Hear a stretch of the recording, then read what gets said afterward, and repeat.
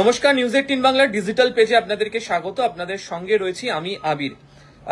নির্বাচন শেষ, নির্বাচনে কে কাকে ভোট দিয়েছেন আগামীকাল ফল বেরোনোর পর তা জানতে পারা যাবে। তবে ফলের দিন মানুষ মিষ্টি মুখ করবেন না এমনটা তো নয়।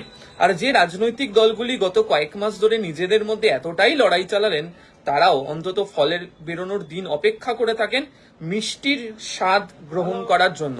আর অন্তত আমাদের বাঙালিদের মধ্যে বা এই রাজ্যে মিষ্টি ছাড়া কোনো কিছুই হয় না।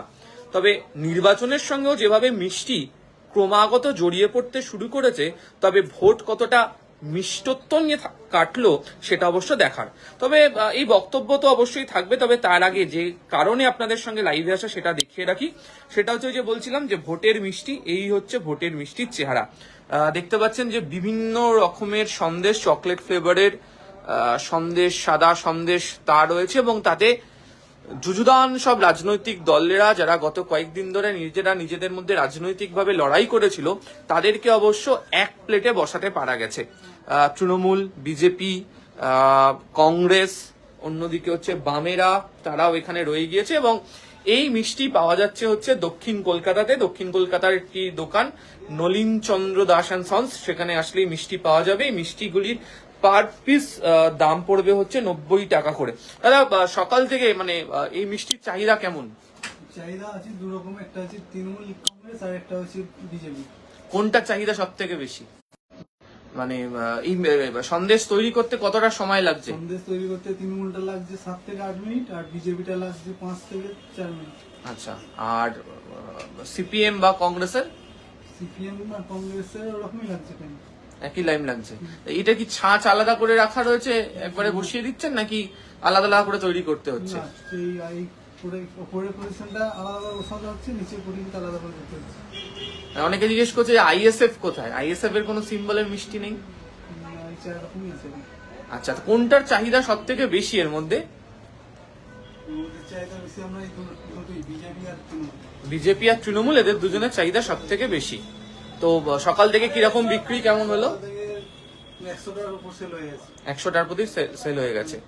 আর মানে স্টকে আপনাদের কেমন আছে এখনো? স্টকে এখনো আছে। এখনো আছে।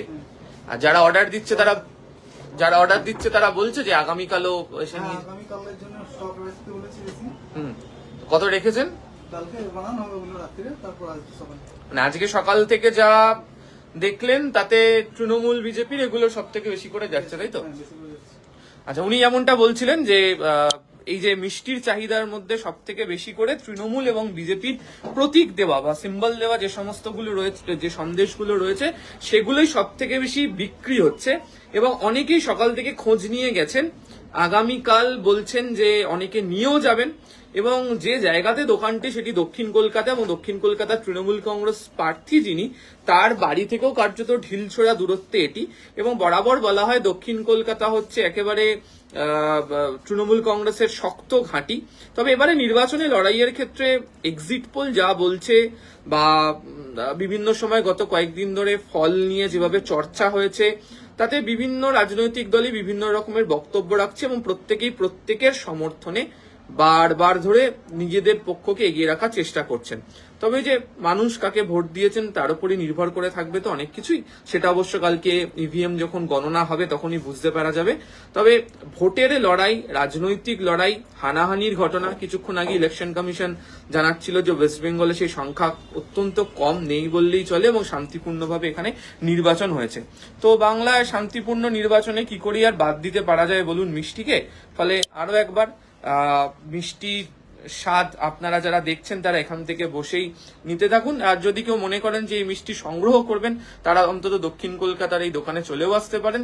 90 টাকা দিলে এই মিষ্টি মিলবে। তবে তৃণমূল এবং বিজেপির মিষ্টির চাহিদা প্রচুর এবং বিক্রি হচ্ছে প্রচুর।